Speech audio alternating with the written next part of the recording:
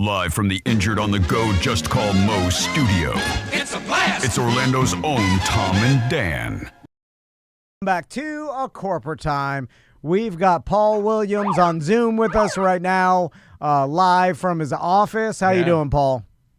Hey! Good to see you, man. Live, getting things done, making the bars in Sanford run. This is where it look. I'll put it on the screen. That's where it happens, right there. So, Paul, real quick, what do we have coming up? We're getting out of summer. Kids are back into school. Obviously, event season's ramping back up. Now the summer's over. We're looking at fall, September, October. So what are the next things on your docket? So we have our Labor Day soiree with the supervillains at Celery City.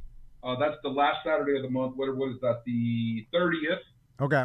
And then the street construction that's in front of West End is almost done. It looks beautiful. And I'm super excited. So we didn't do food trucks all summer because of that. But our first food truck battle coming back will be September 14th. And then the big push that we've all been working on is getting ready for Sofas and Suds and Tom and Dan weekend in November. Yeah, man, we got the Bad and Business Beer Fest. It is, and you may have heard the commercial. When we die, free beer fest are done. Nobody will do that ever again. Paul has told us this is a dumb idea. We know it's a dumb idea. Everyone says it's a dumb idea. Luckily, Paul believes in it. You guys want to go all skydiving together to see if we can get this done before this one goes? I know, right? I know. Yeah, exactly. It would be a lot less headaches, right, if you could do that. But yeah, skydiving's safe. I'm trying to think of something more dangerous. Skydiving is safer than this beer fest is to plan. Free jumping, free basing. I don't know. What do you want to do? Yeah. Oh, free base jumping. Now we're talking. Free base jumping. I'm heating some sort of cocaine under a tinfoil. A little baking soda. We're smoking it, then we jump off. You black out midair because of the drugs. What's the highest point in Sanford we could jump off? I think it's Bram Towers. That it's the 6-story building over about a block from West End. It's the tallest building in Sanford. All right, it's so flat. It's a 6-story building. Yeah, 60 feet. I don't. We're probably only severely injure ourselves. Yeah, it's just paralysis. Still planning with a straw in my throat. You know what I mean? Yeah. I'll go ahead down. So Paul. Maybe how about this? Why don't we tie chicken to our body and swim across Lake Monroe to the DeBerry side? Yes. You know what? Old Drunky the Bear rides again is what I call that one. Even if we did that, I think the chances of a gator getting you are still so small. You'd have to do it hundreds of times before you actually got there. I'm going to tell you something, Tom. I'm going to tell you something. I go fishing from time to time in Lake Monroe, and we usually go out before daybreak, and I like to spotlight the bank. I would never dip a toe in that water. I love that river. I love fishing that river, but good Lord, there's more gators in there than what you think. I can tell you that. You see. That means nothing to Tom. He thinks he's right. It doesn't matter I have my son swimming in that lake or in the river this past weekend. We were there swimming, and they're like, "Go out. There's nothing to worry about." Dude, I ain't doing it.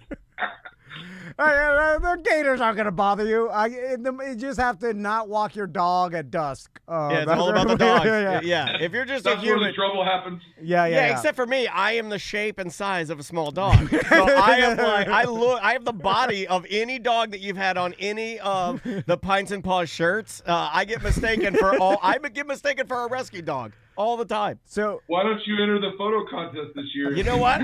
I may do that, but you'd have to see me fully nude. So, just a collar. You know what? If a picture wanders in there just to make you laugh, I have a feeling Dom would post it everywhere. I don't trust him. You know what's weird about Lake Monroe is sometimes I'll take my boat to the other side of the St. John's, that backside. Yeah, the backside. And then I'm driving the boat, and all of a sudden I'm like, what the hell is that? And it's like a sprig. Is that a word for it? Of like it's like bushes that are growing out of the bottom of the river lake. bush, yeah. Like a river bush, like growing out of Lake Monroe. And then I swerve, and I'm like, what the hell? Why is there a tiny clump of bushes? There's plants underneath this I'll water. tell you why that is, and you probably know this if you have a depth finder in your boat, but Lake Monroe, unless till you get to the river part, it's only between 6 and 8 feet deep all the way across that lake. So, there's stuff that, gathers and collects and will make little brush piles like that all over the place. And those are the things you look for when you're fishing. That's the fishing spots right there. Yeah, but Tom is just hauling out his family on the front of the boat, ready to rocket into the water, at any moment when he just spearheads his boat into a big old cypress stump or something out there. I was like, why is there bushes in the middle of this damn giant lake? I'm going to chop it up, head for the bush. In fact, there's down by the Stanford Marina, there's a couple of 3 or 4 boats that have sunk over the years. And there's one right off the point out there that you can still see the little flagpole that sticks up from the boat. It's like a sailboat that you can go fish around that. There's always fish on that thing, man. Yeah, well, that's what I run into in my boat, Paul, because I'm not paying attention. Yeah, this guy's You're going to be number 5 at some point. Yeah, this guy's had 6 lime White Claws, and he's driving with one eye open, and the front of that sailboat right into his deck boat. Yeah, and that's right where the bushes are, right around the Sanford Marina, and the front is like, well, what the hell? Where do you keep your boat? Don't you keep your boat around there somewhere? No, on the other side, a boat tree. I can't afford the Sanford Marina. You're over there. Is it more expensive than boat tree? I don't know, Paul, because I'm too lazy to look into it. And now he's got ants in his boat, Paul.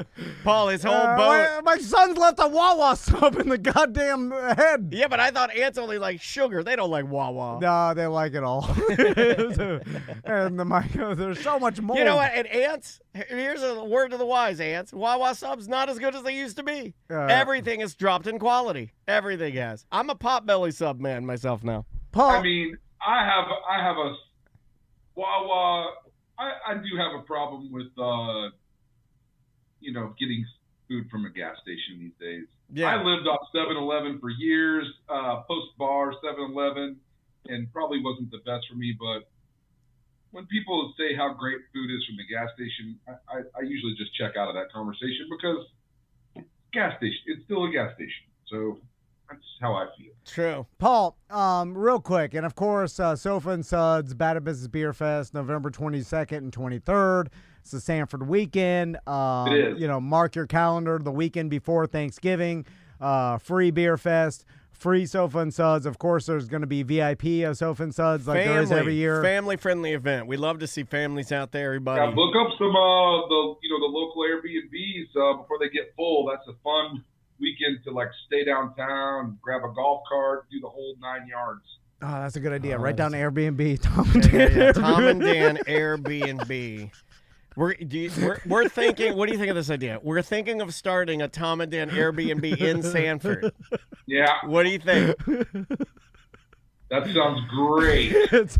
So, Paul, I know you do so many events, you don't want to add one to the calendar, but all this boat talk got me thinking that every year, when I was a kid growing up in Miami, that my dad used to take me to the Columbus Day Regatta. Oh, the nude boat parade. Yeah. Do you want Paul to plan a Sanford nude boat parade? What about the Sanford Columbus Day Regatta on Lake Monroe, right? And then this has never been done before, but we'll have all the boats in the middle of Lake Monroe. You do a lot of never been done before.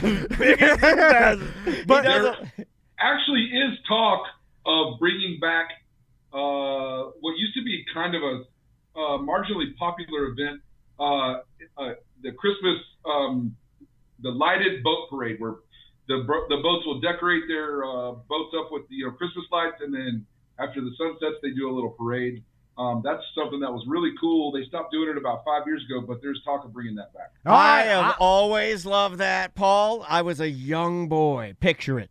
It was DeLand, Florida, 1979. I was 3 years old, and I'm standing on the banks of the St. Johns River watching the Ku Klux Klan drive by in their boats with it all lit up, and they're playing I'm Dreaming of a White Christmas, and my mother, mortified, covers my eyes, and we run for our 1979 Honda Civic, and we jump in, and my mom lights up a cigarette, and we drive away. They made Honda Civics in 1979. I think so, yeah. We had one, yeah. Or was it 82 or something? I don't know. Paul, it was old, and it was the little bubble one. Listen, if you mark my words, if you bring back the Christmas Day or the Christmas boat parade, Tom Van will have his boat in there. I begged you to do this a couple of years ago, and Crystal was in, and I got the batteries and everything. No, but you wanted to do it in Winter Park, and I got a trailer in my boat over there, drunk. That's fair. Get a DUI. You know what? That's fair. That is fair. But if we do it in Lake Monroe, my boat's already there. I just drive over there. The water rules are a little, less strict.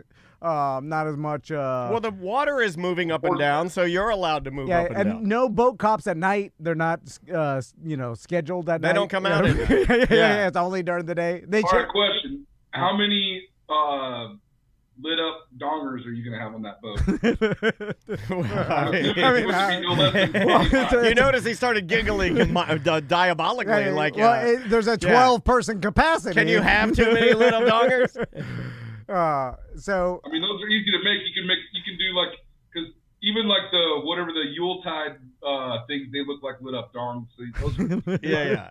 Well, it's a family event. Yeah, Paul. let's do the Sanford Christmas Dong Parade. All right, we got to get out of here, Paul.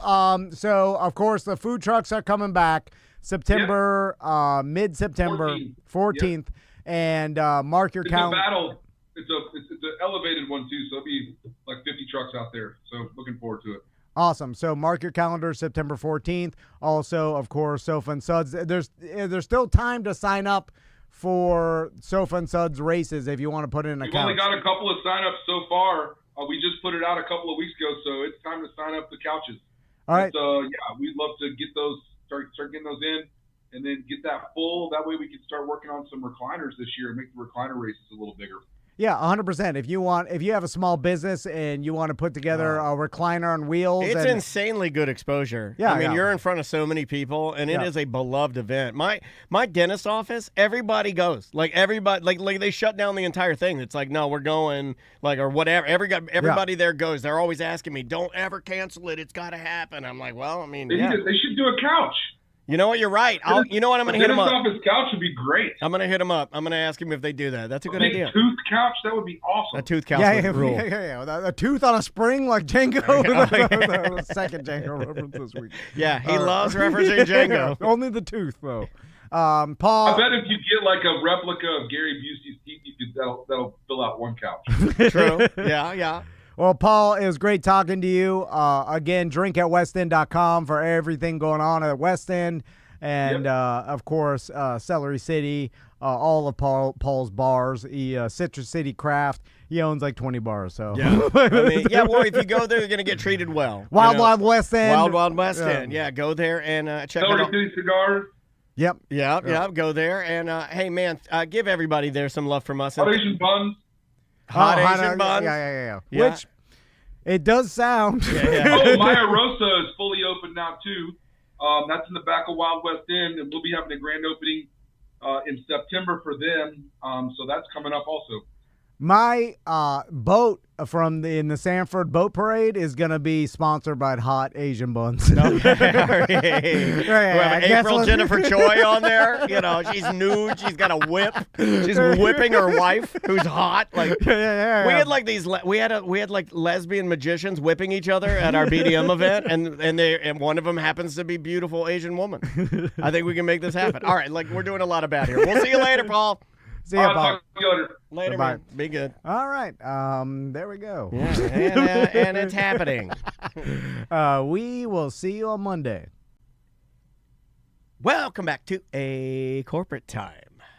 So we were discussing Christmas boat parades. Well, I mean, I think 2 years ago, I begged your wife to do it, and she was inspired.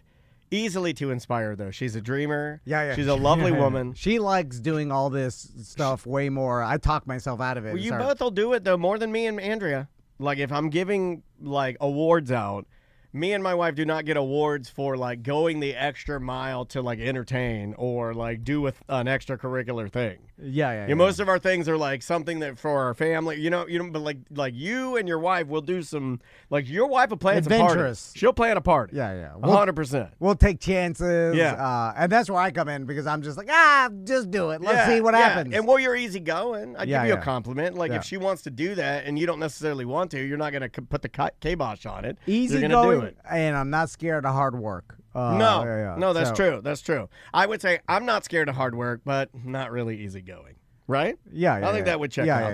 Yeah. So, like, for this particular thing, I had convinced your wife to do a boat parade with me. And I was like, I'll come over. Because, I like to organize and like to be creative and decorate and stuff. I was like, I will decorate your boat with lights. I'll get out there. I've got one power inverter we can use, or like one of those battery deals. You just collect the car battery to it, and you can do whatever. Yeah. But it wouldn't take that much, and we could like decorate your boat. But it did get down to the wire. It was a lot of work. It would have taken a Saturday to decorate it, a Sunday for the trailering the boat, and then putting it in at night, and then taking it out after the parade's done, which is late at night, and then it's like that's the pain in the ass. If you had the boat at like your personal dock in Winter Park, or wherever and then you just had to get it ready there, and then go out and go back to your personal dock, like that's smooth sailing. Yeah, you're right. So if there was a Christmas boat parade up there in Sanford on Lake Monroe, then I could easily just go. And also, I've only driven my boat one time at night, and it was sketchy. I remember going with my dad, like as a young boy, probably like Tommy Mac's age, right? Because that's when we did the majority of my boating. So like when I see you and your sons on a boat, it like freaks me out a little bit because I'm like, whoa, that was like my life. And I can remember it was very sketchy. My mom did not like it. And I can remember, though, that my dad had to do the same thing that all boat owners do. He turned his lights on, then he had to run to the front, bang on it until it turned on. Everybody does that, right? They never are on. I mean, but like I would like to submit, as far as great ideas go, if you and I could invent a front green and red light that would come on immediately and never fail, we'd be billionaires. Because every boater I've ever known runs to the front, they hit it, they slap it, then it turns on. Then the one on the flagpole in the back, you got the big white one. Yeah. You got your American flag off the back. I remember that. And I remember going, and I remember my dad looking at the markers, and I remember he was nervous. So you sparked a memory that I saw on TikTok, like, last week, that they're now selling Bluetooth trailer lights that all you do, instead of having wires, you just magnetic these like square trailer lights to the back of your trailer, and then you plug a basically not a receiver but a transmitter into your back of your trailer plug. Yeah. And then it transmits the signal Bluetooth without wires to left, right turn signal, and brake it's signal. LED small batteries. That's pimp. Yeah. So then you don't need, because for any boat owners out there or trailer owners, like the wiring and your your brake lights and your turn signal lights, they always go bad, especially in boats because you're constantly dunking them underwater all the time.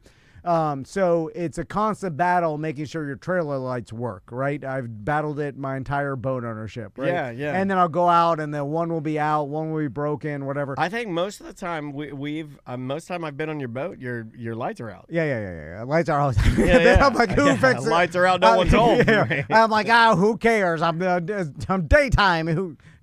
So but look at my car, not my trailer. So hey, my car's up here. And I don't know how much they cost. I didn't click on how much they cost, but I imagine they'll get cheaper and cheaper to the point where most people, instead of rewiring their trailer, will just get this easy, because then you just take them off and on and then only put them on when you're traveling. Harbor Freight has them for $139. Yeah, it's still kind of pricey, but I would agree. But if they get down to $60 or whatever, then the time it takes to rewire them and get new lights anyway, you just have like essentially $84. How about 84? Yeah, magnet lights. You want them to work though. The thing is, like, if the transmitter stops working properly, then you get a chance of getting pulled over. No, or these whatever. are nice. Yeah, the $84 ones. That's that's from Menards, the auto parts store. I love it. It's so funny. Menards. We are the Orlando Beavers and Butthead. You want to do some voicemails? Yeah. Okay, voicemails and emails. Let's see if oh, did you hear? I wanted to bring this up because I don't know if we're going to bring it up at least in time for him to get in here. When's the next time we're going to talk to old Chris Crespo? Oh, he's coming in like 3 weeks. Okay. On Monday. Because there's a new Rambo movie being cast. Really? Yeah, they're doing like Rambo Origins, and then and you can see it. I can't put it up for the chat room yet, but that's the guy they're cast. They're going to cast him as a young John Rambo. Okay, so this is a prequel. It's what it seems like, yeah. Now, John Rambo in the original Rambo, Sylvester Stallone, was young. Like, was he in his late 20s when he played Rambo? Probably. Or was late 20s, early 30s. Was it after Rocky? Yes, Rambo was after Rocky, 100%. So Rocky was his first movie. That was what Rocky launched. was the one he wrote. And he launched his stardom. Yeah. And then he came out Rambo after. So, also, when everybody said, remember when it was like a big thing for everybody to say like, oh yeah, Sylvester Stallone has the highest IQ of anyone in the world. Do you remember that? I do not remember that. Yeah, there was like a thing where people were like, oh, he's Mensa, he's got the highest IQ of any human in the world. You don't remember that? No, I do not remember that. Hold on. That can't be true. Maybe he does have a high IQ, but yeah, I think when I was a kid, they were just it was high. 160. He's got a 160 IQ. That's high. It's high relative to what we perceive him as. Because I think the stereotype with Sylvester Stallone is yeah.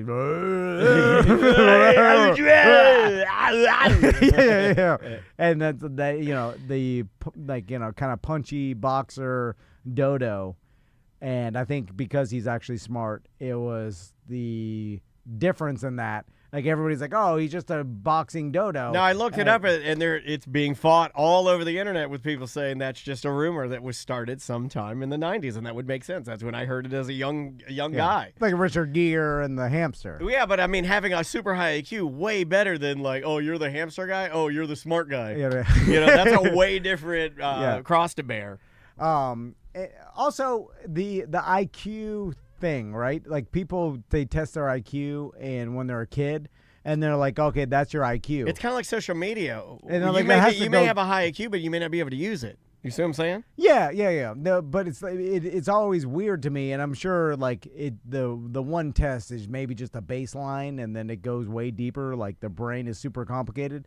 But people test their IQ when they're a kid, and then they go through life, and then they're like 45, and they're like, oh, my IQ is this, and I'm like, it's still the same as if when you were 9.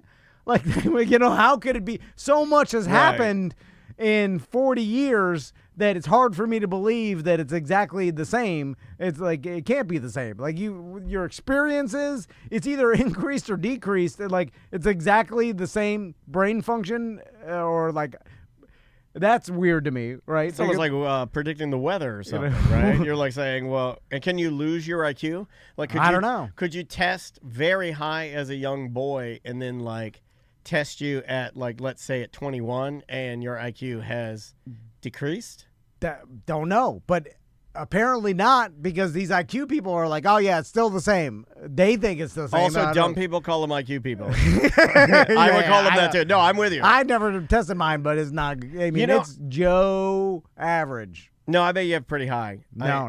I tested mine. I had to test mine because of being premature, I guess, and my mom wanted to make sure that I didn't have some sort of brain damage, I guess, because of it. Because I guess you could have some sort of brain damage if you were, severely premature. Maybe I do have it. I don't know. But they tested my IQ, and then she would never tell me my IQ. Yeah. She vowed to never. It was like a thing. Like, you don't tell people their IQ. It was like more of a faux pas.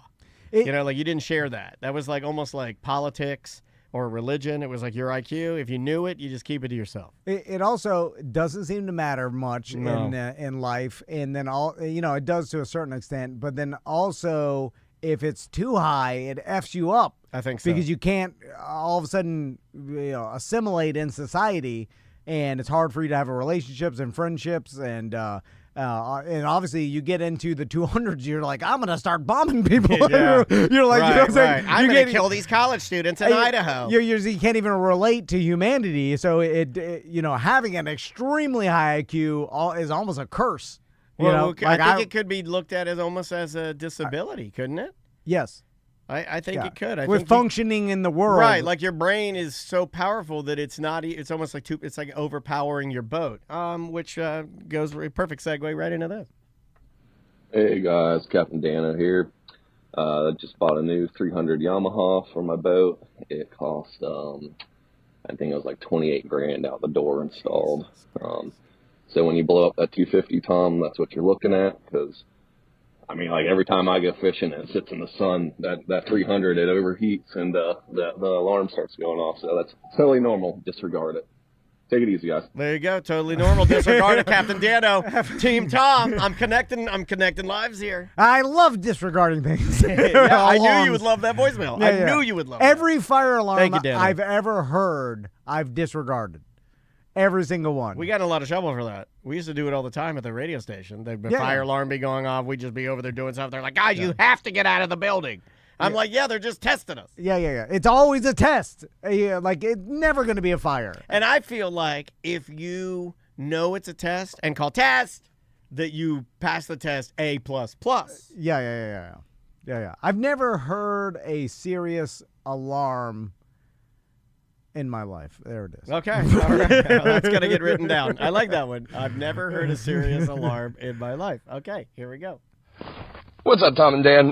Barry Joe here. Just got back from Denver to see the Savannah Bananas, and I did think it was pretty funny on my flight from Denver to Dallas. I rode with the Mr. T character from the Savannah Bananas. Thought it was really funny. He was still wearing the chain the whole time. That dude is a stunning Mr. T.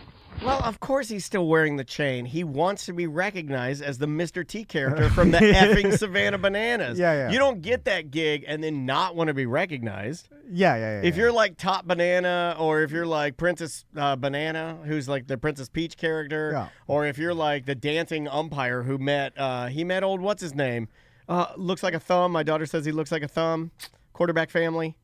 Oh God, what the? Peyton Manning. Yeah. My daughter, because we follow Savannah Bananas, and she's like, look, it's the thumb with the young professor. And it was Peyton Manning and the young professor and the dancing umpire and all the Savannah Bananas. Like, dude, young professor's getting to meet everyone famous. Yeah. No, I know. It's crazy how he will check off everybody. We got to. Oh, he reached out. We're gonna get him back in here soon. Yeah, he's just way too busy right now. No, of course. But we're gonna get him in. But I want to go through his bucket list of that. Might be his most famous person he's met. I think that's up there.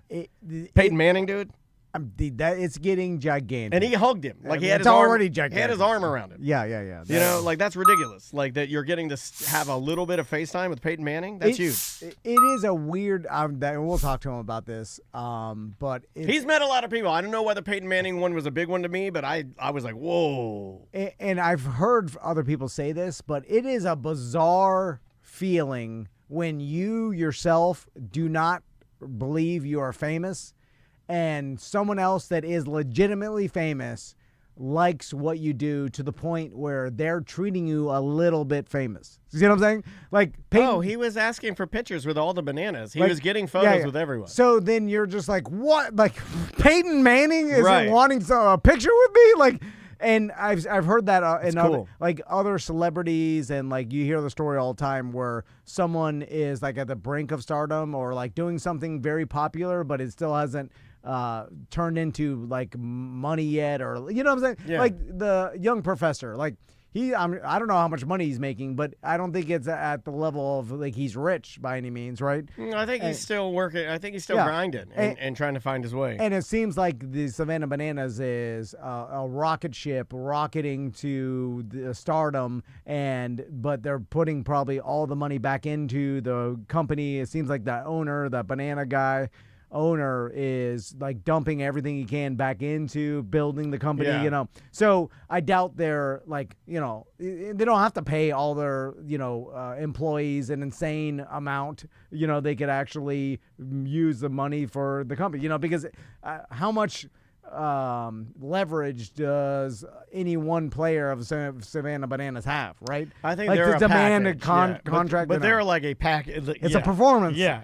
right? So it's not one. I guess the stilts guy has a unique set of skills, like to be able to play baseball on stilts. So of all the guys, or the guy who catches the ball and does a backflip while he catches it. I think other people can do that. Yeah. So I've seen Dominican players do that all day long. I mean, that's like kind of a thing, and you know. So it seems like a lot of them are The interchangeable. more unique you are, I feel like the more important you are. Yeah, of course, yeah. There. And maybe the owner's smart enough to not make anybody like the star that everybody can't live without, you know. No, like, I think it's a team mentality. Yeah. I think he's all in, like, about, like, we do this together, we are in this together. Yeah, he seems like a really amazing guy. We got to ask young professor maybe if we can talk to him. Yeah. That'd be fun. But all the guys on Savannah Bananas, they all want to be entertainers, right? So Mr. T is going to wear his Mr. T chain because he is motivated to even try out for the Savannah Bananas, which is an entertainment entity, and therefore you want to be entertaining, right? Yeah. No, I agree with that 100%. Let's try this one right here. Are there any TV show or movie show characters that you dislike for an unreasonable reason? For me, I always disliked Jill Taylor from Home Improvement. If there was some kind of message to be barked down from up high, there she was wagging her finger at everybody like she never did anything wrong. Meanwhile, Tim's the one over here with the nationally syndicated show, making thousands, millions of dollars, whatever he's making. And she's over there playing around with her little, psychology degree. She's in her 50s, still going to school. Like, yeah, just a few more years, Jill, you'll really be adding to this family. I just dislike her, man. Like, is anybody else that you guys just can't stand watching? I can't stand Jill Taylor. The fact that he had a well thought out, like almost fake argument with Jill, saying, "Oh yeah, a couple more years, you'll be out of college, Jill." Like, that's wild that he thought about it that much. I like that. Well, the most relevant one right now, which is all across the internet and is Don't you kinda dare universal, say it. Potato face. It's Buzz Lightyear from The Last of Us. Yeah, Potato Face or The Last of Us. I don't know. I forgot her real name, but that actress, Ellie something. Yeah, that actress from The Last of Us seemingly provokes a feeling that people dislike. I don't know if it's necessarily just because of her looks. Her personality is not that good. No, it's her acting for me. It's not her looks at all. Yeah, because I had no problem with her in Game of Thrones. I thought she was cool. Yeah. She that had like role. this sinister child look where she was like a wise old child. Yeah. Worked for me, right? Like I think she's a decent actress. But whatever she's doing in The Last of Us just doesn't work for me. And the changes that they made in that is not good. Yeah, if you want to go old school, if you're going Home Improvement old school, I never liked Urkel that much, which is weird He was because comic relief, it was right? the only reason to watch Family Matters. But the character of Urkel. Are you sure you hated Urkel, or did you hate the fact that they tried to cool him up with his counterpart, Stefan? No, I like Stefan. No, see, I'm an anti-Stefan guy. Because I believe the only reason they added Stefan was because behind the scenes, Jaleel White was having a nervous breakdown, being a nerd and being typecast, and he was freaking the F out. So he barked enough where they were like, okay, we'll make some ultra cool guy that you get to be the super cool dude. Yeah. But I see what you're saying. You like what you like. It's like it's just easy to predict what he's gonna do. The character is okay. We get it. He's a super nerd. The neighbor. If anybody watched This Is Us, not The Last of Us, This Is Us, and I know I get all of them confused, but This Is Us had Sterling K. Brown is the name of the actor. He's a good-looking black guy, and he played like a guy with severe anxiety in the show. Yeah. And so my wife would be watching the show, and then I'd be sitting there, and it was one of the only times that I would kind of do the Tom where she had chosen something, and I'm going to sit there, and I'm just like, I'm going to try to not ruin this and just shut my mouth. But every time that Sterling K. Brown would depict anxiety, he would be like on the ground under his desk crying like naked and his hand shaking. And I'm like, come on, man, what are you doing? You know, like Ted Lasso. Extreme. See, Ted Lasso did a good job at showing anxiety. Okay. When they showed Ted's freakouts, that to me is very, very good. Like the Ted Lasso anxiety freakouts. Like I think whoever did that, and I'd have to do some digging, but whoever was the writer there obviously suffers from anxiety. Because it's like, I'm like, oh, man, that's really well done. But Sterling K. Brown and whatever they did there, like, no, not all anxiety. Like, a lot of times you're more masking it. You're not.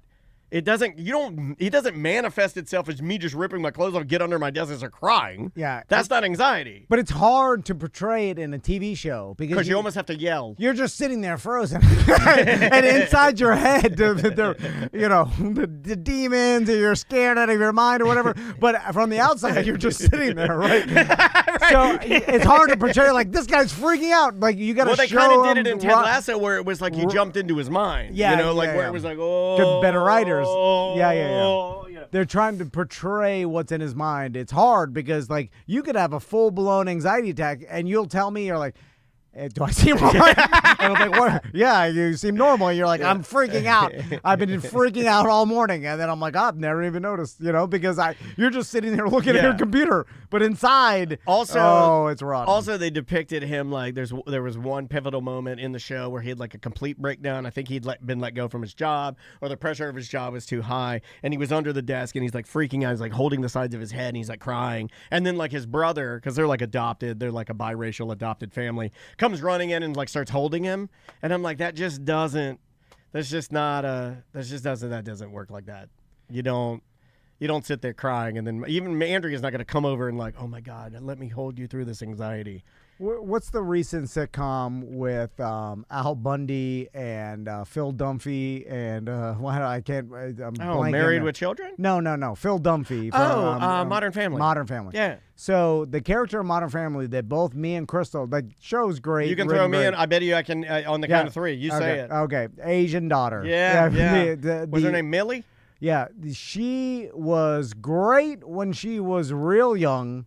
And then they had to keep using her because when she grew up, they didn't. That's a fallacy that they had to keep. Not using a good her. actress. And we'd always say it like this actress. And no, Lily, not Millie. Lily was like it was one of those things where I think they were forced to continue to use her, and she grew up. They could have pull her and just put another character in there. They did it on Roseanne. It was just fine. Yeah. And it's not well, as long as she's, I hate to say it, but as long as she's Asian, you've got continuity, and she's still the adopted Asian daughter of the two gay guys, and it's fine. Yeah, and maybe because of the way they filmed, it was so micro, and they're like, we'll just continue, we'll just write less. I'm gonna go hot take. Not good. I'm going to go hot take on him. I don't mean to do this. Manny lost me a little bit, too, in the last seasons. Yes, yeah. Manny, you got too old. Yeah, you got too old, and now you're just an old fat guy. All I can envision you as an old fat guy is laying on top of Sofia Vergara. Yeah. You're like, I tried to look for that in the videos. I tried. I tried to have AI. I was like, draw me Manny. Draw Manny boofing his mom in Modern Family. I only watch Modern Family porn. Manny and his mom, Sofia Vergara, for Rooms to Go. I want it all combined. I want Sofia Vergara for Rooms to Go. I want Manny and Sofia Vergara having sex on a Rooms to Go couch. Okay. Since you mentioned Married with Children, never liked Bud Bundy. Okay. Local. Be careful. He's a local guy. He's an Orlando guy. We could get him in here. Out of all the characters in the show, Bud Bundy was a dud. David. Bud the dud. I said what I said. Yeah, Bud the dud. Yeah. It's just never good. I was like, don't care what he's doing. Don't care what he thinks. I care more about the dog, the talking dog, than Bud Bundy. What was it? Buck? Buck the dog? Yeah. Even Bud was horny though. Maybe you hate him because you were him. No, you were a young Bud the Dud. You want to do another one? Yeah. We got one more. We can do one more. Oh, remember the handyman that called in and he was freaking out? Oh, yeah. Because we're going to have him in. We're going to set up a weird job with him. He wrote a really, he listened to us and make fun of him, and he was laughing his ass off. All right. And he wants to come in, and we'll have a Tom and Dan handyman day. Okay. And guess what? We need a handyman, so this is just an easy way to. Well, I know handyman. No. What do we need a handyman Maybe for? we need one that's, like, I could be a handyman. a lot of your handymen seem to fall asleep while they're painting. All right, let's do this one right here. Hey, Tom and Dan, I see that Sabrina is recording with you guys today, so I had to Google up Sabrina getting choked out because it's always worth a good laugh. And when I Googled it... Let me explain that. Sabrina Ambra did a bit with the News Junkie where she went to, what was it? American Combat Club. Yeah, American Combat Club, and then she had someone there choke her out. And then she's like, it's a, I hate to say it, but it is it's a Tom and Dan favorite, right? Yeah, it's in our Hall of Fame of videos. There's a couple of videos, like we have the fat lady that's riding the mini bike that goes over the whoop, and then her gunt like propels her into the air. Yeah, and then she rolls smoothly. Yeah, but she lands head first on the front fender, but the dirt bike is still moving. The dirt bike is still moving forward, and she's doing a handstand. Oh, such a good video on the front fender, and then she falls so hard on her shoulder. It's a whoopie-doo. She was never the same after. So that's one of our Hall of Fame videos. And then this Sabrina video is in the Hall of Fame of videos where she gets choked out by a man, and then she's like dying, and then she comes back to life. And then she's confused because she's been unconscious for maybe 10 seconds. And you can find this video. All you need to do is go to Google and just type in Sabrina the News Junkie choked out. Seriously, I did this. Well, let's bring it up. Okay, let's watch it. We haven't watched it in a while. We used to watch this when we worked there, right? Yeah. She told me about it. She's like, check this out. And then I started watching it, and we busted out laughing because it's it's a violent video. Yeah. It's hard to watch because she's going unconscious. Again, like... Yeah, it's the first thing that pops up from Facebook. Like, wouldn't anybody, like, if I was a higher up management there or whatever. Oh, they took it down. It's off the website now. Oh, they got afraid. Oh, my God. They could find it deep way. Let's see what he keeps saying. Sabrina's got it in her phone. This time, it came up on porno websites. So I had to watch Sabrina getting choked out on a porno website. Oh, no. It's made its way to porno websites? No way. Why has it made its way to porno? Is there something about being choked out in, like, is that a category of porn? I mean, I certainly wouldn't search it. Repeatedly. Yeah, and EJ might, right? Doesn't he like to get choked out? Yeah. His tiny little wife is stomping on his esophagus. Yeah, while his belly's jiggling around. She's just stomping his throat. He goes unconscious, and he's like, he throws up on himself, and then he's like, oh, great session. Is that what he does? Is that what people do? I don't know. I'll go to videos and see. Okay, here it is. I got it. I guess asphyxiation and... Yeah, it is on a porn site. It's on TNA Flicks, just TNA. Oh, and Sabrina's on there? Yeah, well, you're not... I can't even put this up. There's no way I can share this. There's nothing... Like, one of it's like some pregnant lady. It made its way to the porn site? It made its way to the porn site. Does Sabrina know this? I mean, I'll let her know. Time for bath. Oh my God! I didn't know it was gonna. Oh my God! I got a virus. Counting in Spanish. I got a virus. She said cuatro, cinco, seis. No, she's talking about something. I had to X that out. Oh my God! It took my computer over. Oh my God! I want to watch the video. Hold on. I want to see the video. It's gone. It can't be played. Anyway. It's one of those tricks where they have the thumbnail of Sabrina getting choked out, but every time I click it, it just loads up more viruses. Cuatro, cinco, seis. Yeah, solid. it got me. Yeah. All right, let's take a break. We'll be right back with more corporate time. Welcome back to a corporate time. I'm not in hot water, but Andrea's not happy with me because she has a garage refrigerator. You stuffed full of peanuts? I stuffed it full of peanuts. Okay, you knew this was going to happen. Yeah. I helped you load those peanuts. As soon as it's way more than I thought. Yeah. It's way more peanuts than I thought. Well, first... It's a full bushel of Sweet Georgia Runner, green peanuts. Dude, that was 50 pounds of peanuts. It's 100 pounds of peanuts. Oh, each box was 50 pounds. I was supposed to get 50 pounds of peanuts. I got 100 pounds of peanuts. Okay, because when I lifted up that box and we put it into your Tesla trunk. Yeah, I blew my back out. Hey, were you impressed at how deep my trunk was?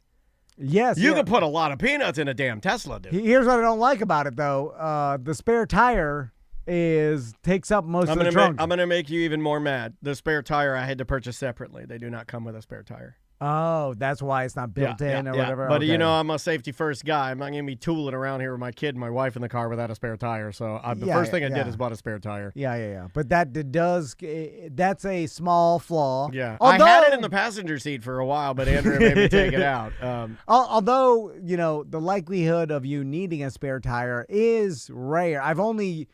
I blew out 2 tires on my car, so I have to beg to differ on what you're saying, because remember I hit that pothole and it took out 2 tires. So a spare tire wouldn't even done anything. No, that's yeah. In that case, maybe I'm back to your argument. Yeah, I knew it. Dude, hold on, let me put the camera on you. Now, because I know you like that. My old truck, my first S15 GMC truck, or that I got when I was 15, I changed the tire on the side of the road probably 5 or 6 times because I was getting used tires and all that, but I've never changed the tire on my Silverado, and it's paid off already. I've changed the tire on not on the side of the road. Like it wasn't. There's never been an emergency. I may have changed it out at home because it got flat. Gotcha. But that's not really an emergency. So I was like, I could have found another way if I. There was a hot minute where I was doing it a lot with me and Andrea, and you might remember on my GTI.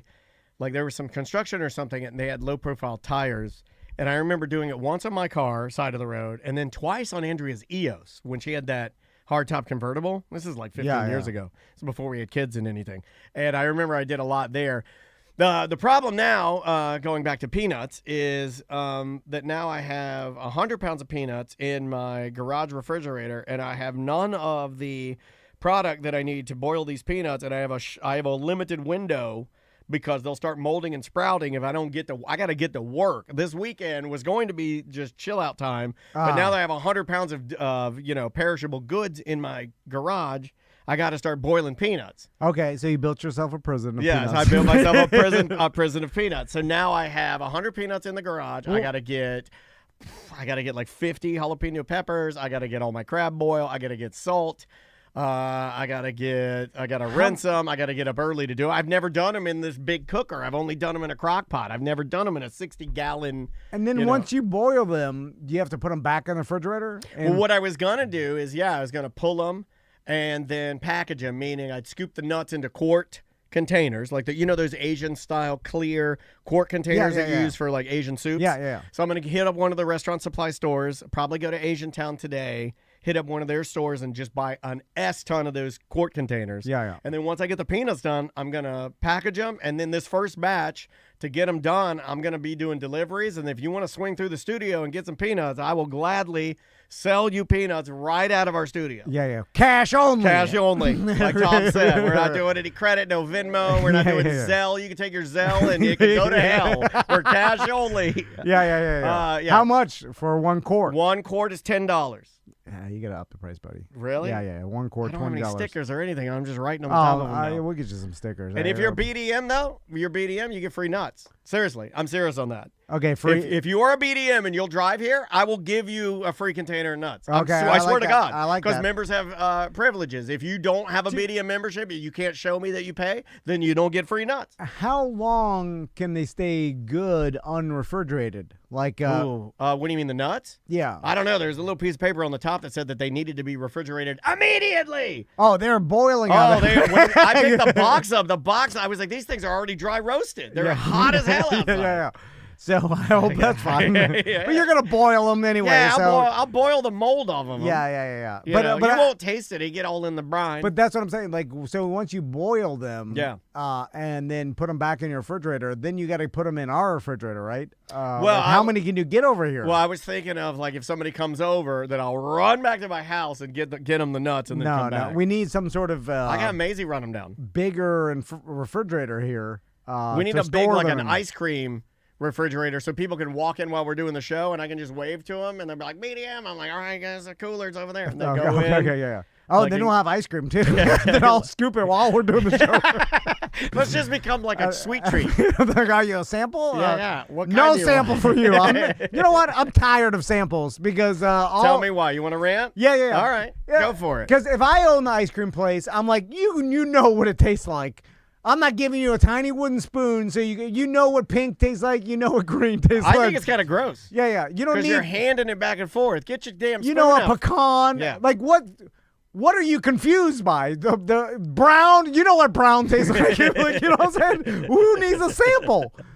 Who's asking for samples of ice cream? My wife is a sample No, queen. Yeah, she you know knows. she is. No, she knows. She's no. You're she 40 loves- years old. You know what ice cream tastes now like. you're in trouble. You revealed her age. No, she doesn't care. I'm just saying, adults now, kids, I'll give them a pass because they don't understand what pecan. Like they're kids. But if you, I did though. Kids are too soft now. My mom taught me what pecan was. I knew as a young boy to stay away from pralines. Yeah. I knew to stay away from pralines. But if you were a middle-aged adult, if I see you get a sample, oh I'm my gonna God, she's in there. She doesn't know what the Kelly's flavors taste like. No, it's all the same. It's not. It's Not a- a Kelly's is not. You know what birthday cake tastes like? You know what all She's of it not tastes getting like? that. She gets a crazy one. Brown, white, pink, blue, even blue. You know what it tastes like. Not a Kelly's. What is Yeah. blue at Kelly's? Yeah. No, I know. It's all the same. No, It's you don't. What yeah, is it? It's a version of an iceberg. No, it's sweet Everybody knows- cream with Oreo and cookie dough. Yeah, and that, well, okay, well, if it says blue cookie dough, I know what cookie dough. No, you don't. No, yes, you don't. I do. No, It's no, all no, the no. same, You're yeah. misinformation. Fake news. I can walk in there and be like, in my mind, before you give it to me, I can get pretty close in my mind of what it tastes like. No more samples. Okay. All right. All right. All right. You feel better? Yeah. Sometimes you just got to get it out. You know what? That was my bad. Yeah. Because I should have asked you, do you want me to help or do you just want me to listen? And right there, I think you just wanted me to listen. Yeah. My ice cream shop, you walk in, you're like, can I have a sample of the chocolate pecan? I'm like, no. You know what you're a grown man. What if I could or buy a woman. sample? You could buy a sample. I know the way to your heart. $1, I know the $1. I know the way to your Yeah, heart. I'll give you a sample. One wooden spoon of pecan for $1. Yeah. Put it in the tip jar. No, but what if I say I don't need a real scoop now? I'm full on the sample. Are you going to be mad? Yes, I will. And you say, get the hell out of my ice I'll cream say shop. get the hell out. Yeah. All right. Let's try this one. Hey guys, when you had Kenny on and he was talking about Billy Joel playing in Russia and getting mad that they were lighting the front rows of the, kind of the dignitaries and stuff, and they weren't really into it, and he was yelling, "Don't light the audience," and he flipped out and tossed his piano over and stuff. It's definitely a punk rock move. Billy Joel, New York City, kind of a guy that doesn't really care very much about what people think, I guess. But the reason why he was flipping out was because when they were lighting the audience, there were people that were dancing, and when they would light the audience, and especially the front rows, people stopped dancing because all of the oligarchy and dignitaries were seeing that happen, and they would stop dancing. The people that were really excited to be there and hear American rock and roll. So it's still a pretty cool story, but that was the reason why. He's like, stop lighting the audience, Josh, which is also super funny because the guy's name is Josh. Anyway. Oh, okay. So that's why he says that. Is he just? It's like if somebody put your parents up on the jumbotron while you're acting the fool, you'd straighten up real quick. Yes, yeah. They don't want to dance. They're embarrassed to dance on the camera or whatever. I saw the Billy Joel, the beginning of his documentary. Oh, Did you you saw ever part one? No. Is it good? It's good. The problem is I couldn't help but feel like he was behind this documentary, and Tom Hanks actually is one of the producers. So when I saw that, I don't like that guy. So I started putting together. I'm like, okay, why was this made? Now you heard about his brain problem.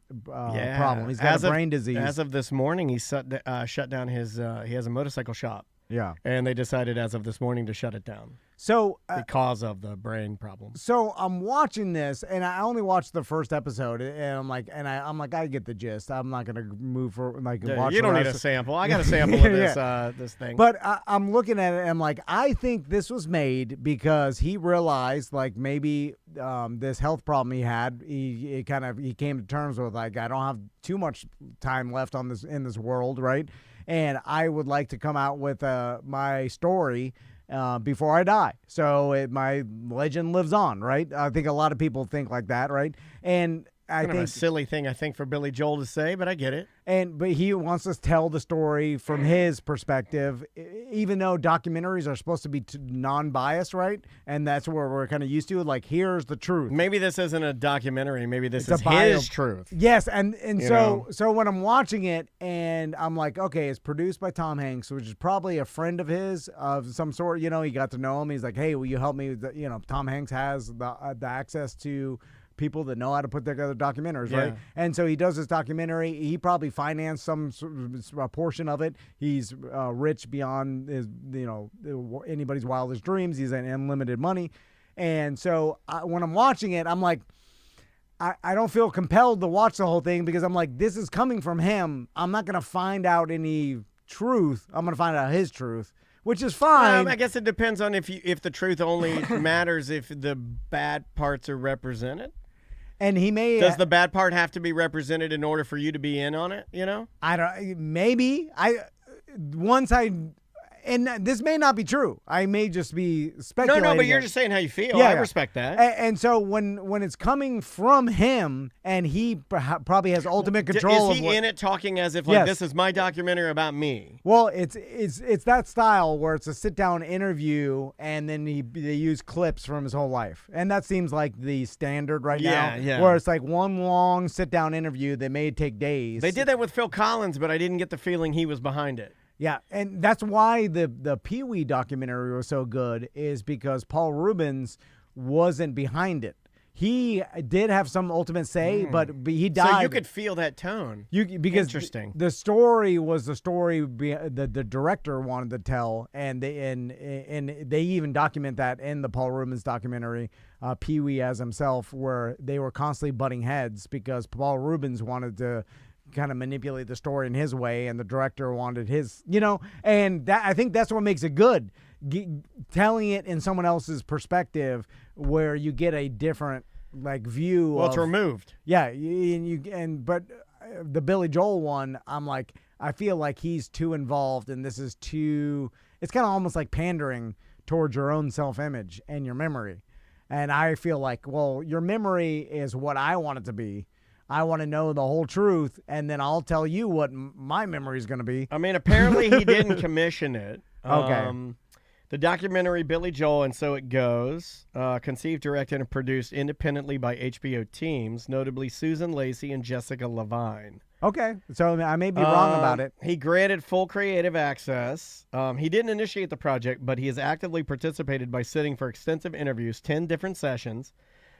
He encouraged them to just tell the truth and essentially gave them complete editorial freedom. Okay, all right. Then maybe I'm back in. Because... Well, but I had heard that it does not paint him in a good light. Okay, maybe I need to give him more time. Which almost makes me not want to fire it up because I like Billy Joel. Yeah, but that's the real of it. Like to get that big in life, there's going to be things that other people are not going to like that you do. It's kind of like where like Taylor Swift has done a pretty good job on her appearance. Not in the news right now. Weird. No, I'm kidding. She's top story. Like if you watch that Taylor Swift documentary, you could see why she's so successful, because you're like, man, this chick is driven, and I bet you she wants it done right in her way. Yeah. And I bet you there's probably some people she's worked with that were like, this lady's a bitch. Yeah.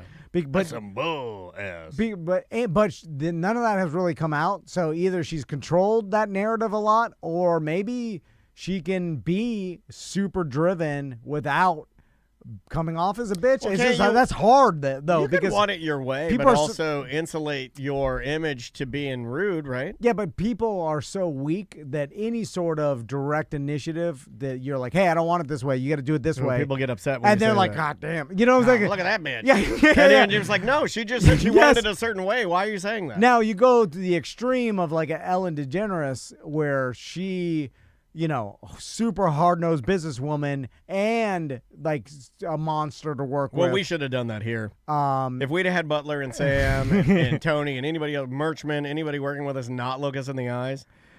Yeah. You know what? The biggest problem we had was we let anyone that worked here be on our level.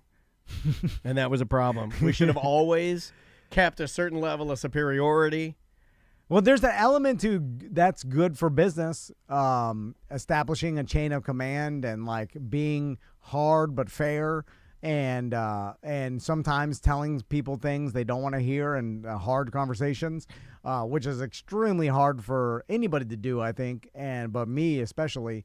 And there's a way to do that, and without coming off like a D-head or like, some sort of. I think you're pretty good at it. Not that good though, because I'd rather avoid it. Well, I mean, here, let me preface. When you do have to do it, you're good at it. You may not want to do it and you may delay it, but I've been in some tough conversations with you, with other people, and you have a certain level of there's a politeness about you where you don't necessarily, you want to let them down easy. Yeah, but then I mean, it's easy for me to just be like, here's the business of it, and there's zero emotion involved with it. It's just like, here's how it's got to be, and then that's easy for me to do. Yeah. So as long as it's just pure business, but I don't know. It's, you want to do the quick email here? Yep. This one's really quick, and I got a lot of these. I got some voicemails and some emails about this. But apparently, this is from Baltimore Beef Stew. Someone stole your idea, Dan, and then he links to this Robot Fight Club.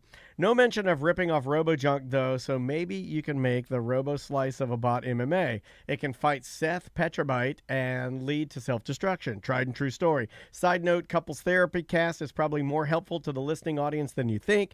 Keep it up. Also attached is a pic of my 8-year-old pup Q-Tip that I've had for 3 months. She's pretty great. Thank you for the puppy picture. We're glad you loved Colette and the relationship information that we've been giving out. If you like that, well, stay tuned. Might be more on the way. And also, thanks for telling me about the robot fighting. There is a San Francisco robot fighting, underground fighting thing going on right now.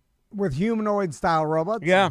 They're not as articulated as you and I were wanting. Like, we want full-blown, humanoid robots. Yeah, but they have hands and heads, and they're punching each other, and there's people gathered around, and the robots are in a cage, and they're fighting. Okay, so this is the beginning. Yeah, it is the beginning. Let me see if I can find a picture of this. I mean, Daniel's idea, is good, but also is not some revelation. Like, people have thought about this ever since they started fighting, like, tiny. This is the beginning. Robot. What's that robot?